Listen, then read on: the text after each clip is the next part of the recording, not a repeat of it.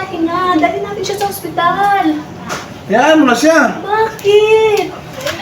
Hayaan mo na siya mamatay para masunod na kita.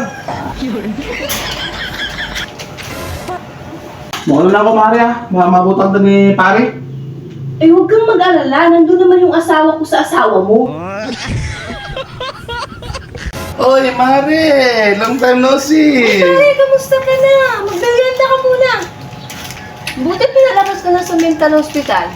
Oo nga, Mare. Sabi ng doktor, okay naman daw yung pag-iisip ko.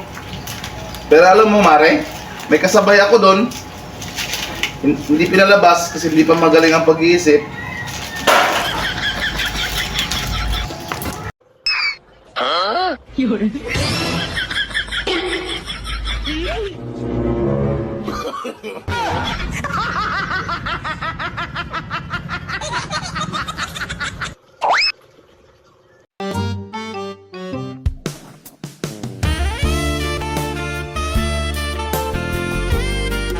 Wala pa yung sweldo eh.